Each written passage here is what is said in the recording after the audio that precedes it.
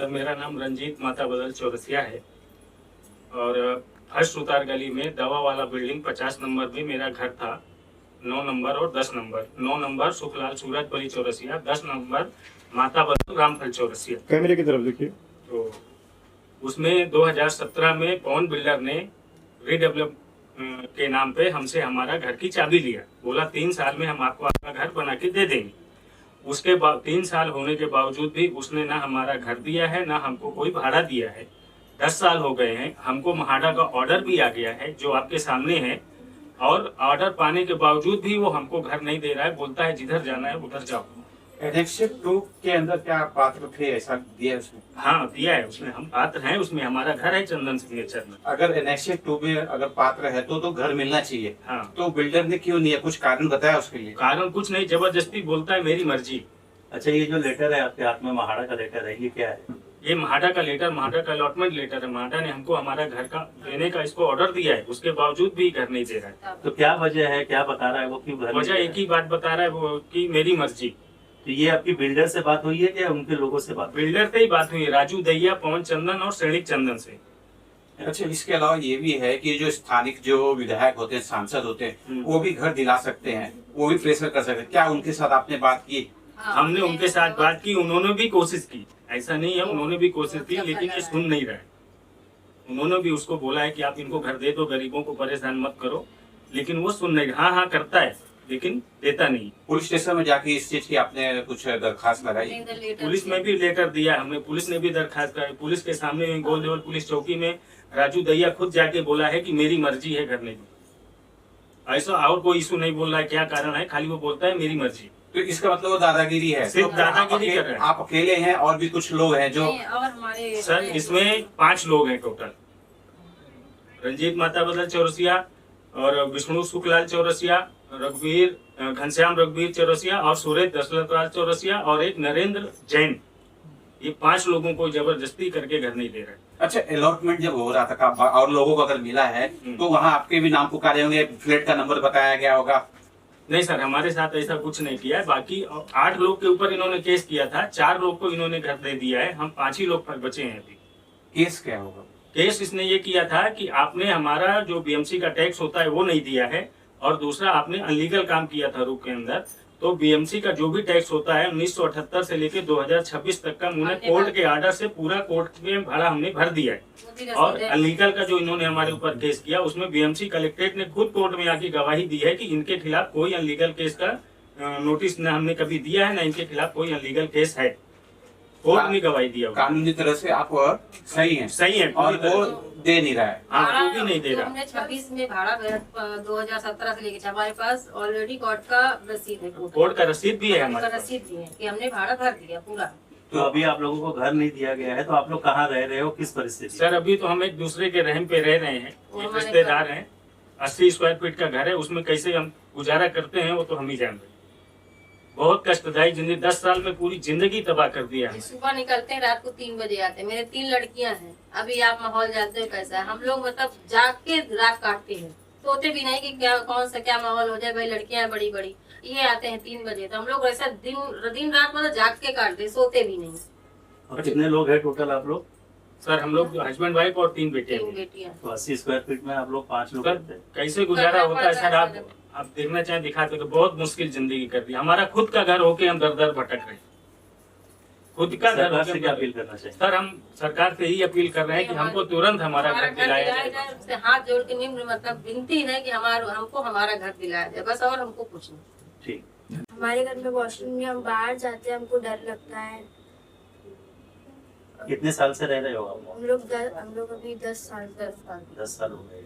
और पहले अपने घर में रहते थे, वो घर कैसा था? वो बहुत बड़ा था, जो उधर अच्छा लगता था।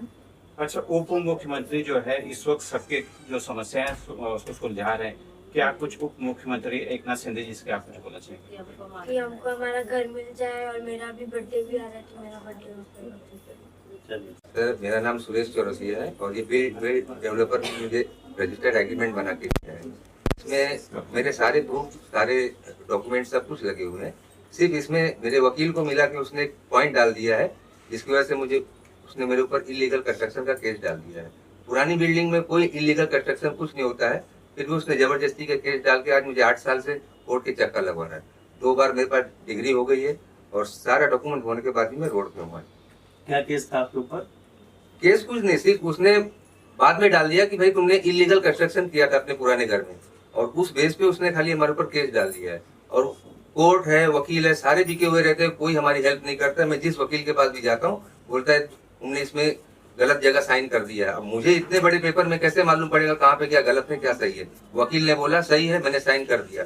बाद में मुझे मालूम पड़ रहा है कि इसमें जितना भी कुछ लिखा है सब उसने अपने फेवर में लिखा के लिया है। आज मैं उसके पास घर मांगने जाता हूँ, बोलता है मेरे पास तुम्हारे लिए कोई घर नहीं है, कोर्ट जाओ, कोर्ट से ऑर्डर लेके आओ। कोर्ट में सिर्फ धक्के खा रहा हूँ, दूसरा मेरे पास कोई रास्ता नहीं था। अच्छा, जब ये बनता है, जब कोई भी तो चेयरमैन होता है, सेक्रेटरी होती है, तो वो लोग आपको सपोर्ट कर रहे हैं कि नहीं कर रहे हैं? नहीं, सपोर्ट तो कोई नहीं कर रहा है सर। मैं जहाँ भी जाता हूँ सभी बोलते हैं कि हाँ देखेंगे करेंगे। मैं तो यहाँ जानता हूँ कि जितना प्रशासन है सब उसने खरीद के रखा है अपनी जेब में। बोलता है तुम किधर भी जाओ, पीएम के पास जाओ, मेरा सिर्फ पैसा लगता है। रीडेवलपमेंट में टोटल कितने टैलेंट? 14 टेनेंट थे टोटल मेरी बिल्डिंग में 14 टेनेंट थे। 14 की समिति बनी होगी ना फिर? नहीं, उसमें 7 लोग बिल्डर को उसने उनको अपनी तरफ किया। मतलब ये एग्रीमेंट बना के नहीं देना चाहता था वो रजिस्टर्ड एग्रीमेंट। बोलता है एमओयू पे साइन करो और भाड़ा लो और निकल जाओ, जिससे कि बाद में अपनी मनमानी कर सके। भाड़ा मिला आपको? भाड़ा दिया उसमें, इसका 3 साल दिया मुझे भाड़ा। हाँ, जब तक केस चला। चेक से दिया है? चेक से दिया है। अच्छा, और डिग्री होने के बाद तब से मेरे को खाली। और आपका भी NHA 2 में नाम था? जी हाँ सर, पूरी तरह से और उसके लीगल। बाद भी आपको घर नहीं मिला? नहीं मिल रहा है सर। और कानून के मतलब आपने इस पे कुछ वो किया है?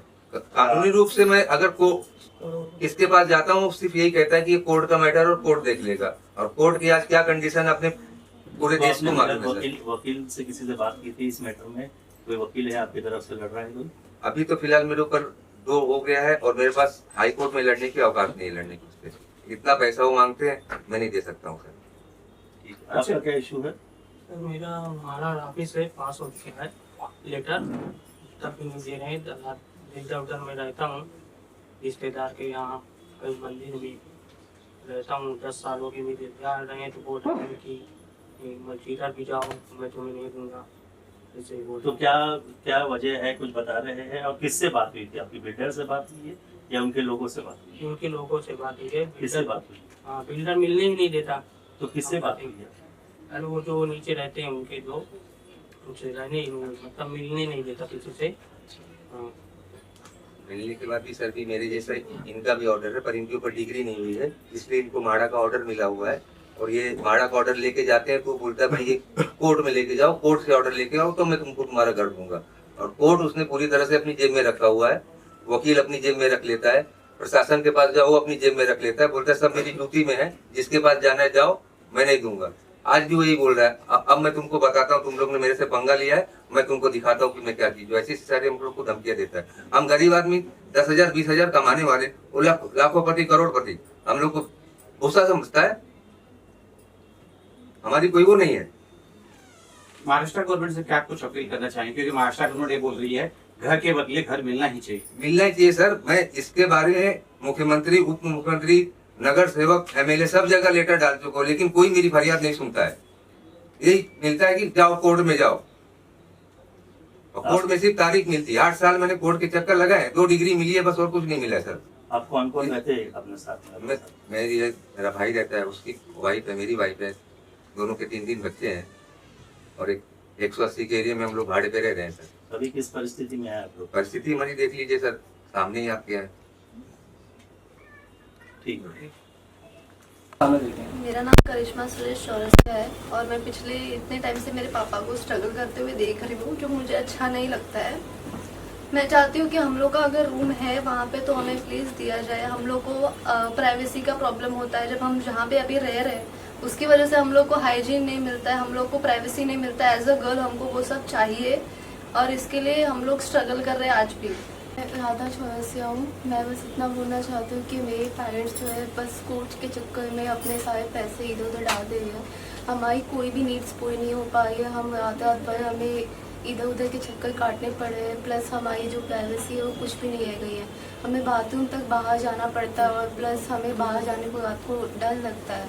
हमारे घर पे बाथरूम तक नहीं है, हम ऐसे घर पे किधर पे भी ऐसे है, हमें नहीं नीड्स पूरी हो पाई हमारी, बस पैसे इधर उधर जा रहे हैं और हम पे कुछ नहीं हो पा रहा। हम अपने खुद की पढ़ाई लिखाई पे इतने पैसे इन्वेस्ट नहीं कर पाए, हमें कुछ करना था लेकिन सारे पैसे इधर उधर जा रहे हैं, तो हम खुद पे कुछ नहीं कर पा रहे, ना पढ़ाई का हो पा रहा है, कुछ नीड्स पूरी। सर मेरा नाम मिखाइल विजयकरण चौरसिया है। मेरा इसमें एक रूम मेरा मिल चुका ऑलरेडी और एक रूम मेरे पिताजी के नाम पर जो है वो प्रशासन से अनुरोध है कि वो मेरा अगर है तो मुझे देने की कृपा की जाए।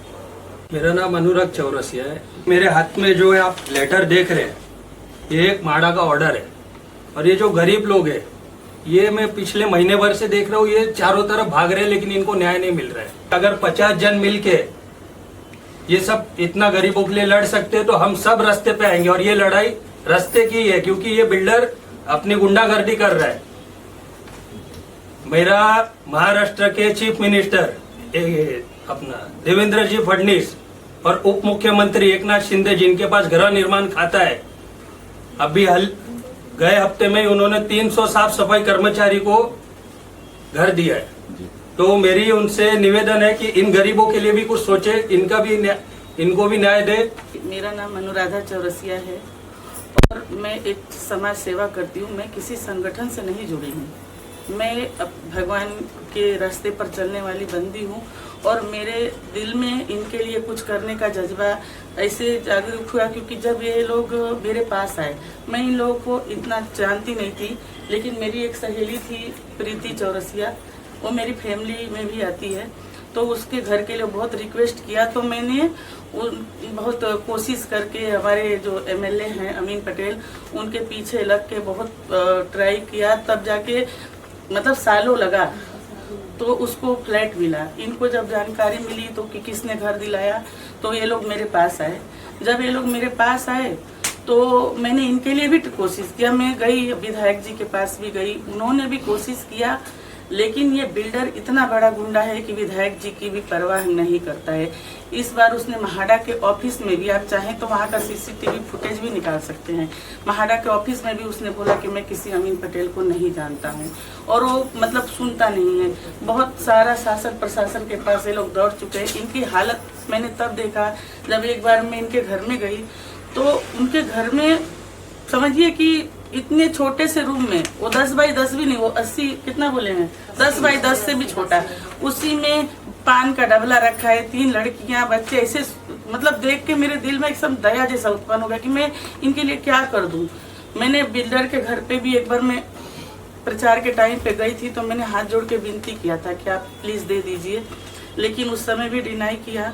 और अभी प्रशासन शासन से मैं चाहूंगी कि इनकी दयनीय स्थिति को पहले देखिए कि क्या है। मैं कोई पद पे नहीं, कोई ओहदा मेरा नहीं है, मैं बस एक आम आदमी हूँ, आम जनता की तरफ से आम मतलब महिला हूँ, और मैं चाहती हूँ कि हम आम जनता की भी फरियाद सुनी जाए, क्योंकि हमने सब दरवाजे जाके दर बदर की ठोकरें खाई हैं। इन महिलाओं ने बहुत सारा मतलब इनके दुख को चेहरे से आप देख सकते हो कि इनके दुख कैसा दिखता है। और मेरी कोशिश है, मैंने प्रशासन से भी बहुत प्रयास किया, लेकिन प्रशासन से मुझे कोई ऐसा मतलब बोलते ना उत्तर बराबर नहीं मिला। ये ऑर्डर है महाडा का, 6 महीना हो गया, जनवरी का ऑर्डर है, लेकिन क्यों इस पर जब बीएमसी महाडा घर खाली करवाने के लिए 95A लगाता है, अगर कोई अपने कॉलम पूछता है कि आप कब तक रखोगे, कब तक भाड़ा दोगे, ये सब कहने के बाद भी बिल्डर से एक क्वेश्चन कर लिया, उसको अहंकार भर जाता है कि इसने प्रश्न किया ना, अभी देने के टाइम पर इसको बताऊंगा। तो अभी देने का टाइम आया है तो बता रहा है इनको अपनी ताकत। 10 साल में भाड़ा नहीं दिया, 1 महीने का भी ना भाड़ा ना घर, घर होते हुए भी इनकी से बड़ी जवान लड़कियां हो गई, छोटे में घर से निकली है, आज उनको दूर दूर तक टॉयलेट के लिए जाना पड़ता है। इतने सारे कांड हो रहे हैं, आप देख रहे हो। बच्चियों की सुरक्षा के लिए भी ये फ्लैट मिलना बहुत जरूरी है। तो आप सभी मीडिया वालों से नम्र निवेदन करती हूँ कि हमारी आवाज को, इनकी आवाज को माननीय मुख्यमंत्री श्री देवेंद्र फडणवीस जी, उप मुख्यमंत्री श्री एकनाथ शिंदे जी और जितने भी आला अधिकारी हैं, शासन प्रशासन कमिश्नर, सबसे निवेदन करती हूँ कि इस मुद्दे को संज्ञान में लेते हुए इनका घर दिलाने का प्रयास करें। मेरा नाम छाया अशोक जी चौरसिया है। मैं चौरसिया बरी समाज की महिला अध्यक्ष हूँ। मेरा शासन प्रशासन से एक अनुरोध है कि जल्द से जल्द इन जो पीड़ित लोग हैं उन्हें उनका घर दिलाया जाए, क्योंकि लगभग 10 सालों से ये बेचारे बहुत परेशानी में हैं। इनके छोटे छोटे बच्चे दर बदर घूम रहे हैं, दूसरे के आश्रय पे जी रहे हैं।